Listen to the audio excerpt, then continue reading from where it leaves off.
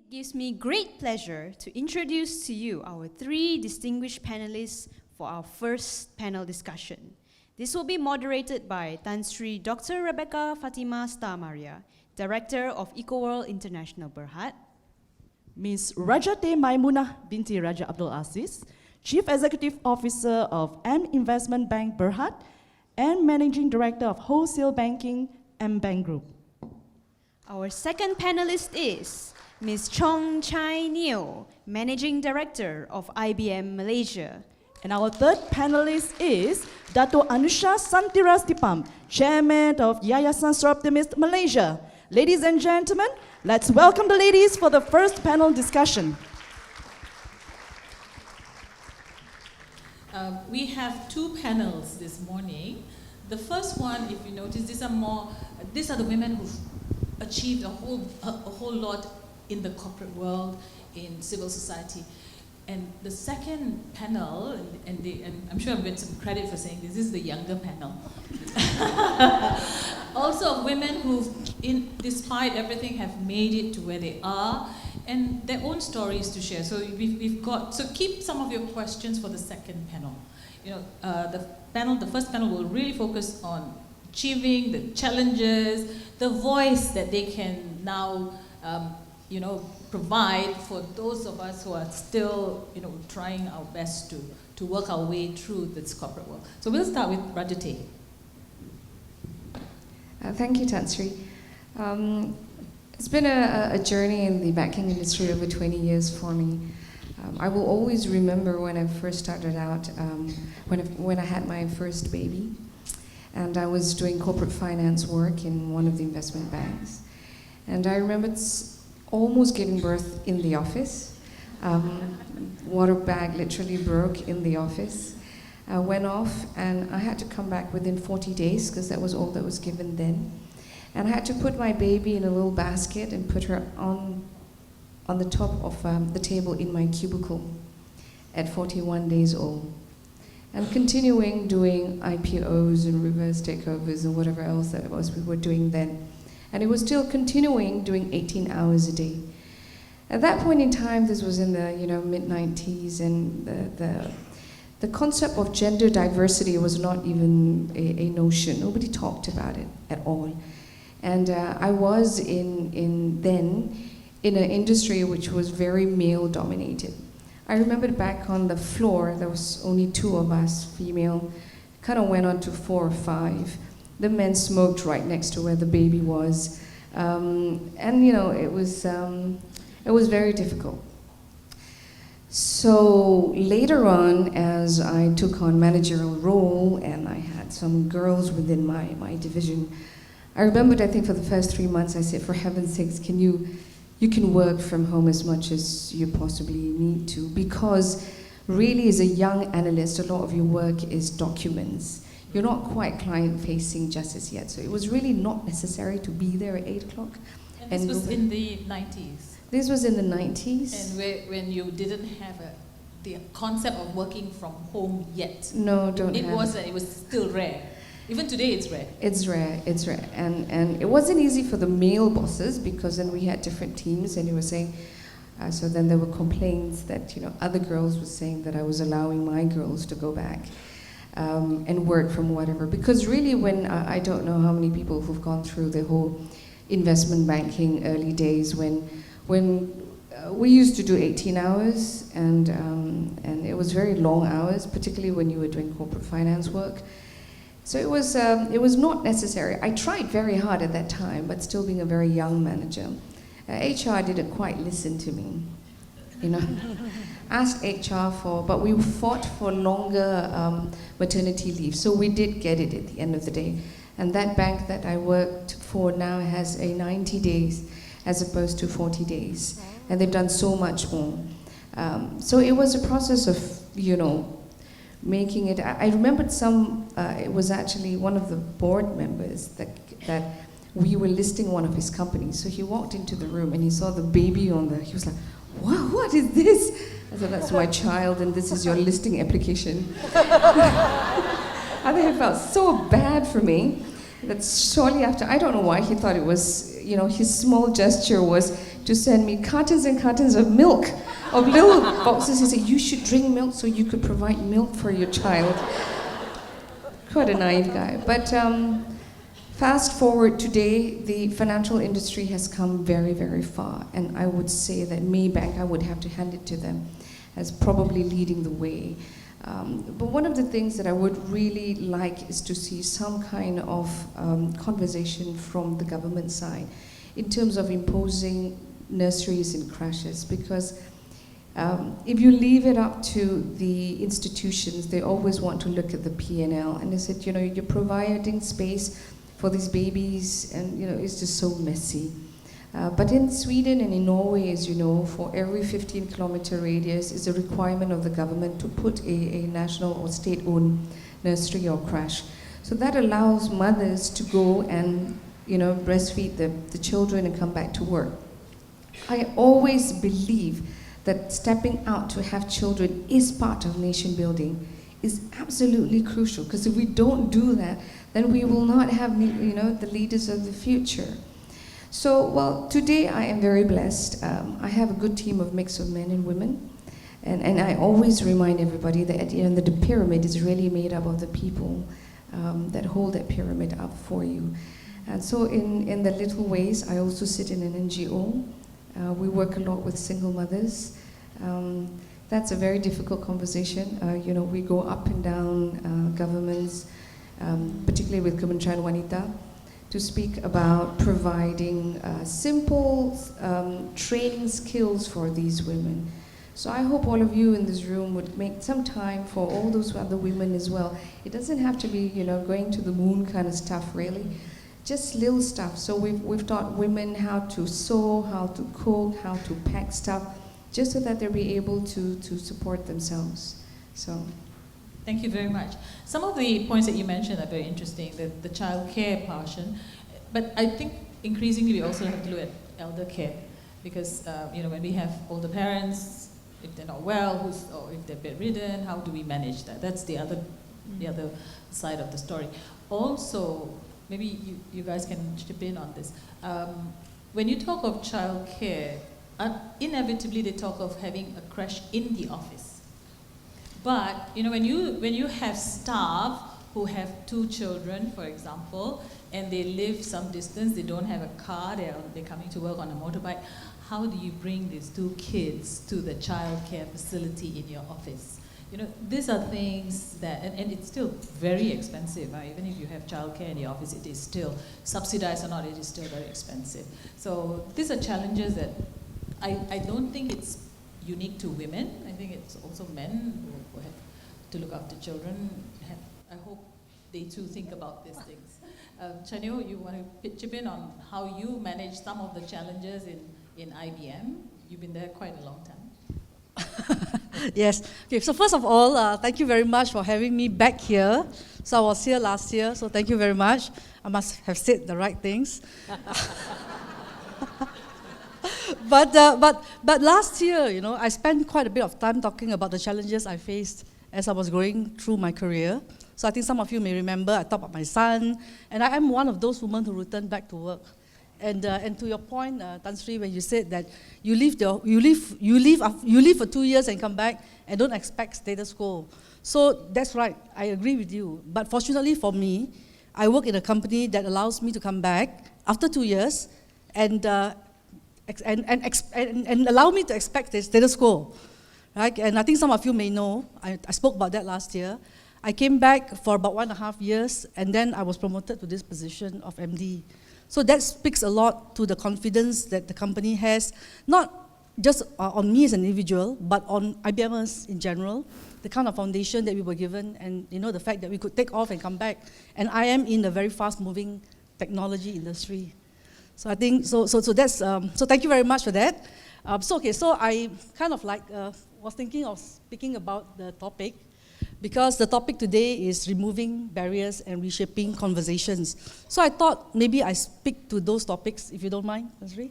Okay, so first of all, I think, first let me say that, you know, we've been talking about growth for women for many years, right? This whole myth of glass ceiling You know, we have talked about it. We will say it's there, it's not there, it's outside, it's inside, it's in your mind, and you know, we've talked about that. We have come a long way, but statistics shows us that we are not quite there yet. Like, you know, globally, top C-suites, 24%, technology, leaders, maybe 15% if you're lucky, right? We are still challenged to get 30% on boards. So where did we go wrong? Like, what didn't happen?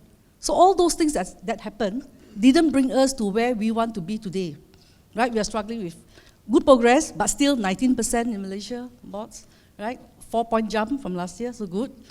So the thing here is that when Angeline came to me and said the topic for this year is removing barriers and reshaping conversations, immediately came to mind was, is it something within us as women that is preventing us? So all things around us are changing. You know, everybody is saying all the right things. All the guys are coming out to say we support women. You know, government is saying year of women empowerment, whatever. You know, it's like everything.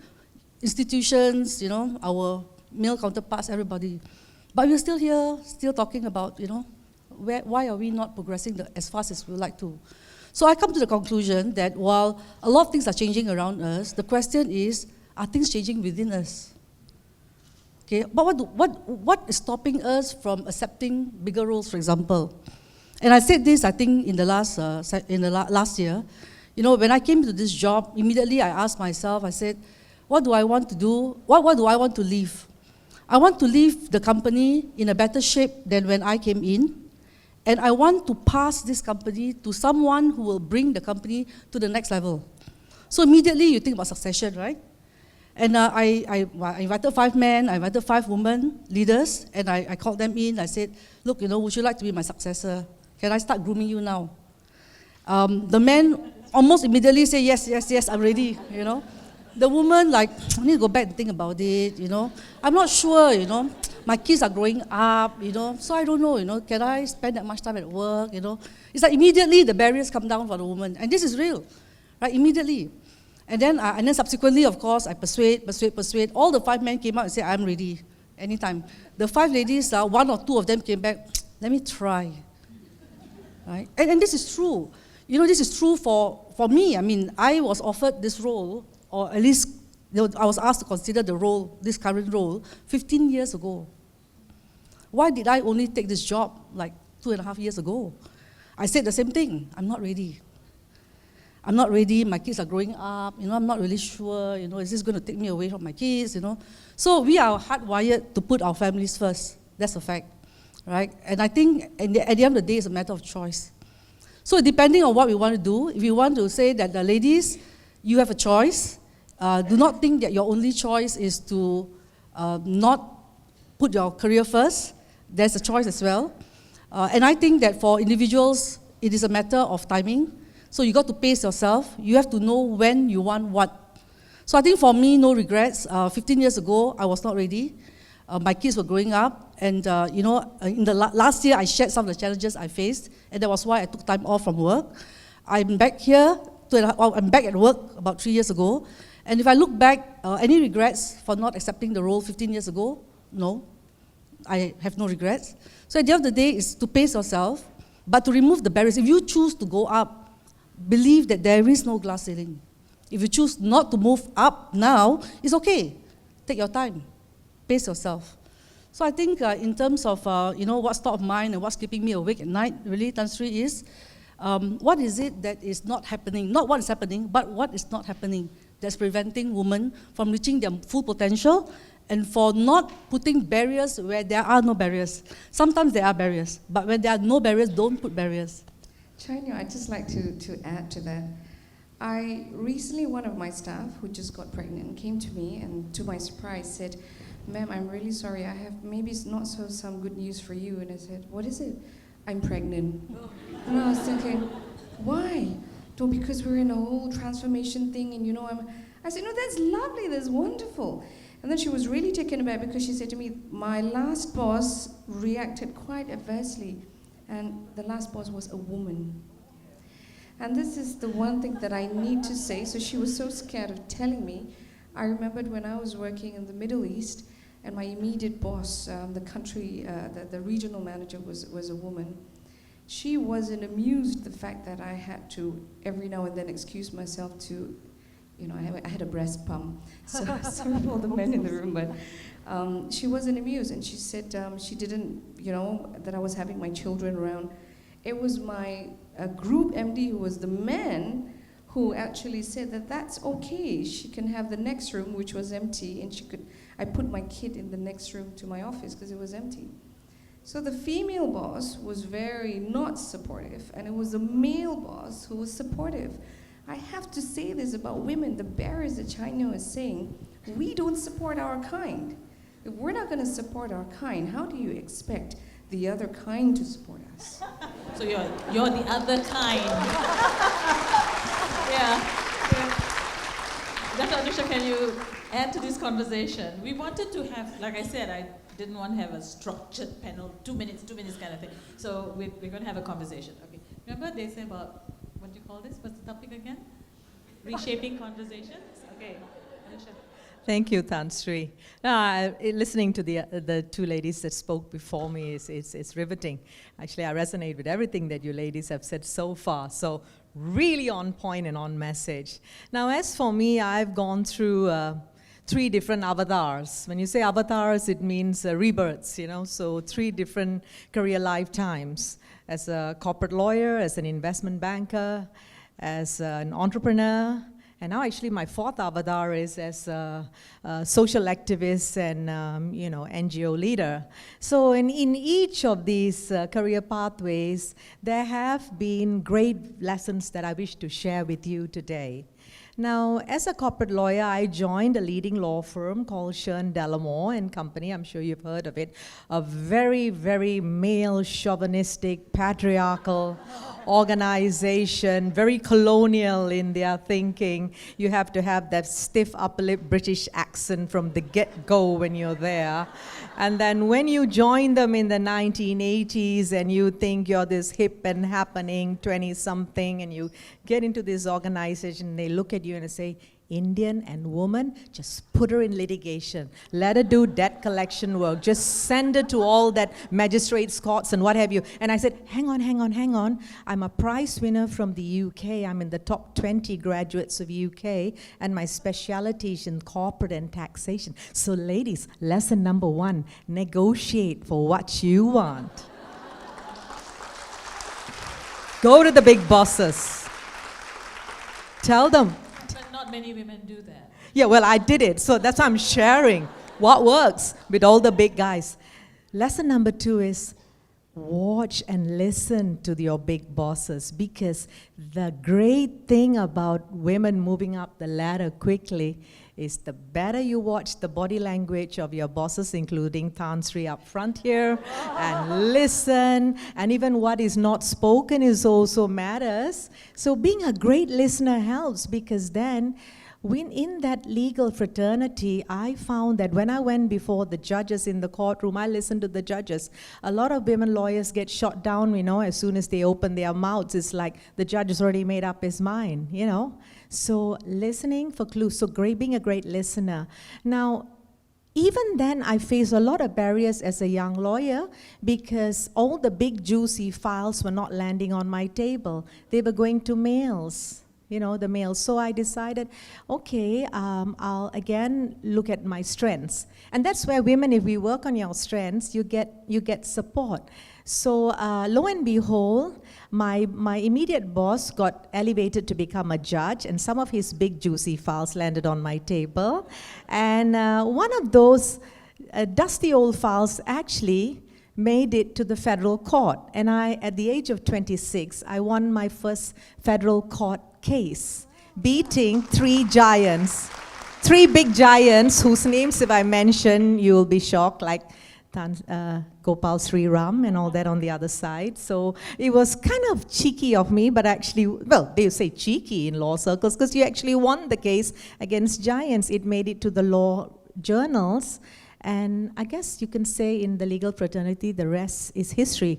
But then, at 26, I was also expecting my first child. When I actually handled that case in the federal court, the then Justice Yusofi Abdul Qadir, the famous judge, told me to actually sit down and present because he said, I don't want you delivering your baby in my courtroom because you are so passionate, your baby will just pop out. You know. And then I went and had my boy, my first child, my son. And obviously, it was great to have 3 months maternity leave and to be breastfeeding and all that. But something nasty happened, and I must share with you. While I was on maternity leave, those big juicy files got taken away from my table. When I came back, I found that some male counterparts in the law firm had made the case that they could take these things over and handle in my absence. And I was also handling a fair amount of corporate work. So I had very high-level, big-ticket corporate work, restructurings, mergers, acquisitions, takeovers, public companies, and stuff like that. So it's a big wound to me, you know, to come back as a new mom, as a wife, you know, and everything, and to find that this is like my rug has been pulled under my feet.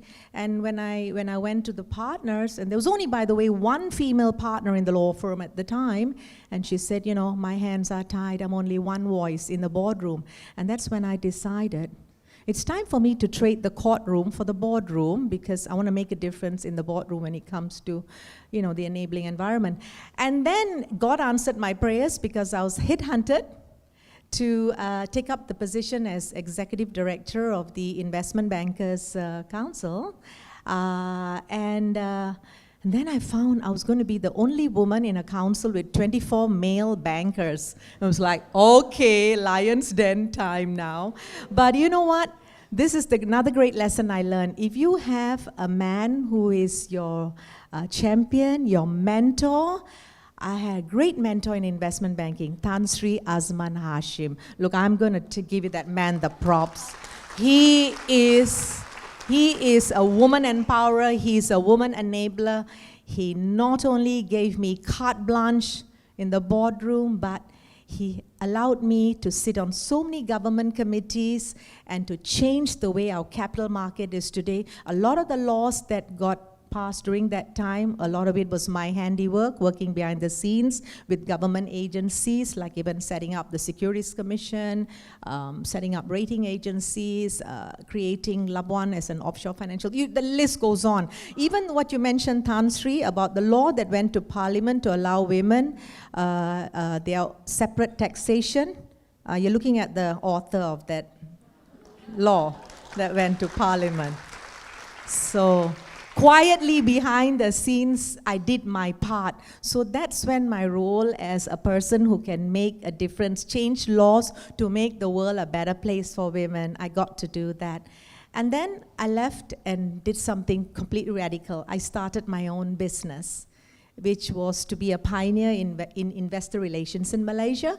And by that time, I already had my third child. I mean, my second child was in investment banking, and as I said, Tan Sri was so good. He gave me 2-hour lunch breaks to go back to Petaling Jaya and breastfeed my child. So that is a great boss. Now, in your own business, you have to juggle everything. You have to manage your home, your kids, and they're already growing up, they're in school. So I found that actually being an entrepreneur is very liberating because I get to choose my own time, I get to work my own deadlines, you know. But again, my big break came with great male champions. A lot of my work was with public listed companies, it still is today, and all the people who supported me were men. They are CEOs and chairmen of public listed companies. They actually listened to me. They gave me my voice. They were entrusted things to me. So I think it's important to be bold, to be courageous, to be a team player, and to make things happen. And now I'm in the NGO world because I want to give back. And I can talk some more about that later. But I do a lot for women around the world in 127 countries. Thank you. Yeah, so just to add to your point, this is something that I must say. So we had, IBM, we had our International Women's Day celebration yesterday, so that I can be here today. And the point that I think was made by Anusha that I thought was so important, I think by Raja Teh as well, is that can I say our generation? Our generation. Our generation grew up with men as role models and men as our bosses. Yes. Now we have made to where we are now because of the support from the men.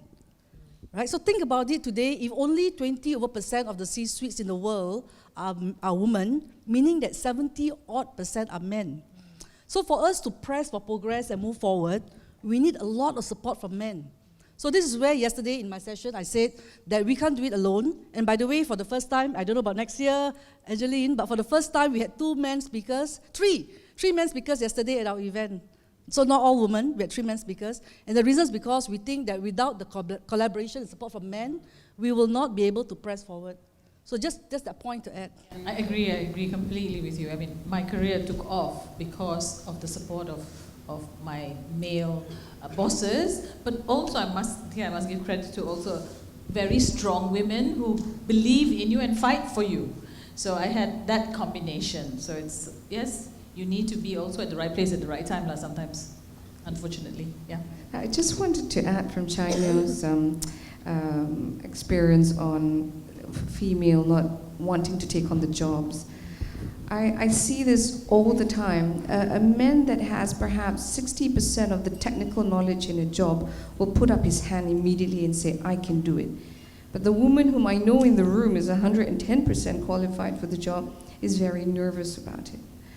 And a lot of times also I find that women feel, or they when they step out, their inability to come back in, or people and feel that they really should not step out and should not stop working because society looks at them differently. This is a little bit different, Tan Sri, because I believe that we are wired differently. And some women, when they make that decision to step out to raise their children, they're doing a great service to nation. We cannot dumb down these the decisions by them, because I know a friend. She's a math Cambridge first class graduate. I think most of you may know her. She was CEO of one of the government agencies. She made a decision to leave the corporate world entirely and to raise her children, and now she gives math tuition. Every time people mention her name during the circles in MOF, they would say, what a silly girl. What a silly girl to give all of this up. But you know, she raised 3 wonderful children. All 3 are in Ivy League schools, and now teaching other people's children as well. So some of the decisions that our kind make, we must support. And there is no shame, in my view, there is no shame of becoming a homemaker just because you're unable to quantify the economic indicator. Doesn't mean that is a job that's lesser than what you and I are doing here. Personally, for me, I think I will make a rather bad mother if I were to stay home. I tried for 6 months, and my daughter asked me every day when I was going to go back to work. So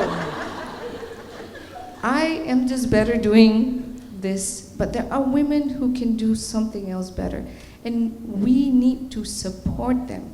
We must never, have that conversation. So the reason why I'm raising this, I wanted to bring her on board to my board, yeah? And because now all her children, the youngest is in year 10. But you won't believe the comments I get from the men. Oh, because she's been staying home for 20 years, man, what can she do? Oh, gosh.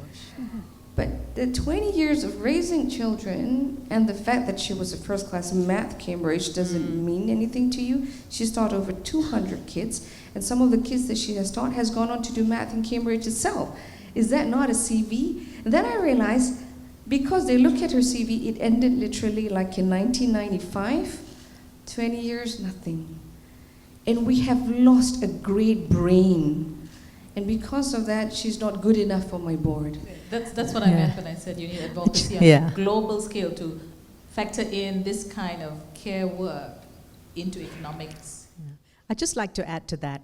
Actually, it's interesting that you've shared this because I took a very big gamble in my life when I actually closed my very lucrative consultancy business at the height of it in 2007 and made a bold decision to go to Canada with to be with my two daughters who were then 14 and 17, one going into high school and one going to university. My son was already in university in Canada doing aerospace engineering. People thought I was mad. They called me a micromanaging mom. They said, you must have OCD or something. Why would you want to go and sit with your daughters and give up your job? Your husband will leave you. He'll find another woman. All that sort of stuff, you know. And I had a long-distance marriage for 5 years with my hubby. It kind of was like dating, because you're like a honeymoon period. You only see each other in short snatches, so you're in best behavior. But the critical thing here...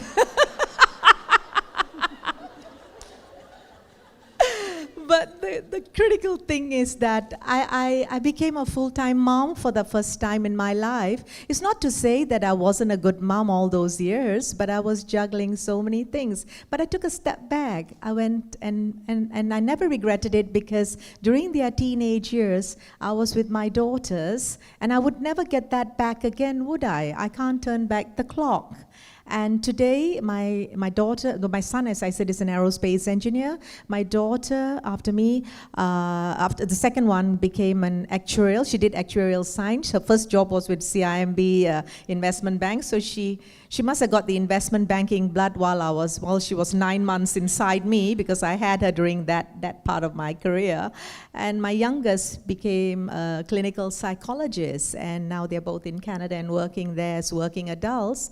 But, away for 5 years and then being a full-time mom at home, I was like, oh my God, I need to do something with myself. So that's when community service really kicked in, and I started to do more and more for women around the world. Yeah. Let's just put this conversation on hold for a while and see if there are folks who want to add to the conversation or have questions.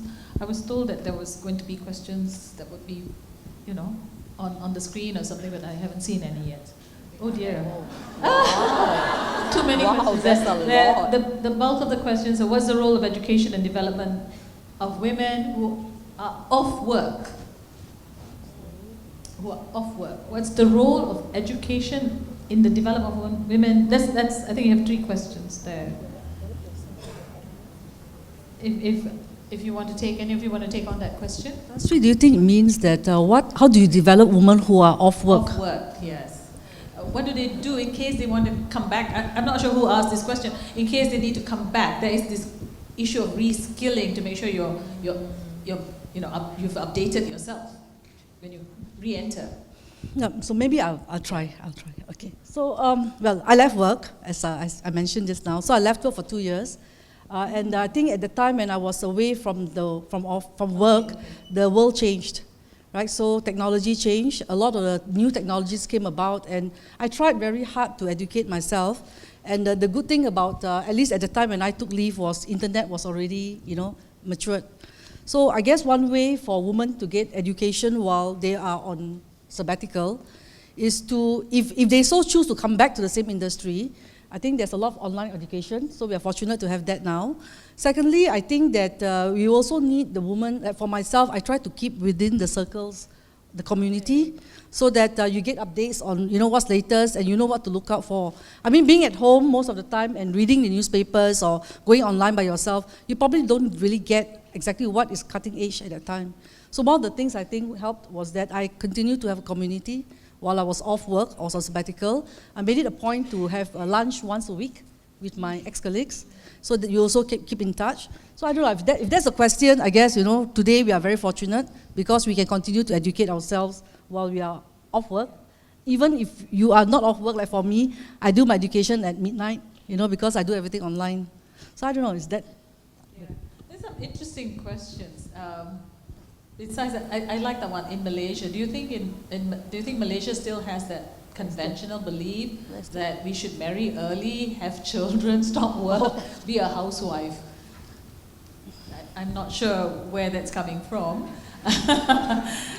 Whether it's conventional that girls should marry early. Not in my experience. I'm not sure whether you think girls should marry early. I don't think marriage is also an option. You can choose not to marry also. When I was at the heights of my career and I was like busy and I couldn't, manage so many things, it was so challenging and you're getting all these things on you, and I said, at the end of the day, and I used to see my husband having a really nice time. So I said, what women need? We need wives. I agree. That was my conclusion. Sorry, I'm being frivolous about it, but yeah, sometimes because our role, we complete the other person really, and sometimes I feel that I'm not, you don't get that reciprocal kind of support. Sometimes, not always. Well, Tan Sri, I think I can share on that. I come from an Indian community, so in the Indian community, actually the priority is like this: be beautiful, stay quiet, don't open your mouth too much, which I already failed that, and then learn to cook, be a great cook, and quickly get married a rich man. The richer, the better. So actually, in my case, I think I pretty much had all those things. But I married, considered by today's age, I think you'll be young. I married early, 25. And I married a man 10 years older than me, still married to him. He's a businessman, and he actually is the guy who gave me the wings to fly. So actually, the thing I haven't told you is that I have a great husband who has allowed me to do, well, not to say allowed, I didn't need his permission, but he just, he just gave me all that wind beneath my wings, Really, that song I owe to my husband. And yes, I had my kids, but I had them 3 years apart, not by planning. It just happened that way, God sent. But you know what? I have no regrets, because now I just became a grandma a few months ago. Nobody will believe, looking at me, I'm a grandma, right? Yeah. So I say, glamour. But there are merits in marrying early, having your kids quickly, even if you have to take a break like I did 5 years in Canada, midstream in my 40s, then you have a new wind in your sails and you can... So girls, do what makes you happy. It is your life cycle, it's your body, it's your brains, you go for it. Do it.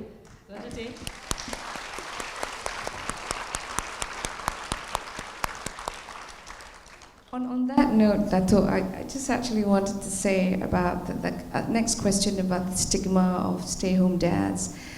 It is not just an Asian thing, it's generally globally a male, the way they're wired. But I urge all the mothers in this room then to raise your sons to look at women differently. It is how you raise your sons and tell them to allow their wives to fly. I have had several in my over years of dealing with women who've had to scale back because their husbands are not comfortable. Like, I had the right person to go to Vietnam, but the husband said, I'm not going to leave my job, although she was going to earn 4 times more than he otherwise would have. And we were going to pay for international schools for the kids. He wasn't willing to, because, not for any other reason, but it was so shameful.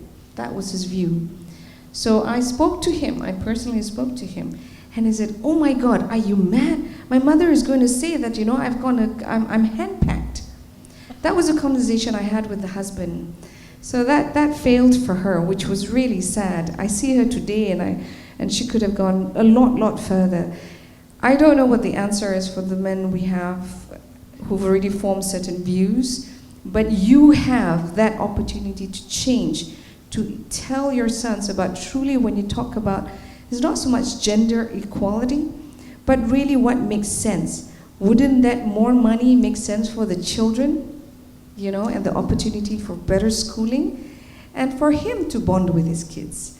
So it is not within our education, because I still saw, when you talk about perception in Malaysia, I still see some basic school books in the young days, because we're trying to work with the education ministry, that the pictures that they depict is still the father holding the briefcase going off, and the mother is still holding the, sendok and the kuali. Although it's a picture, it's a picture that really tells 1,000 words. That's your place, yeah?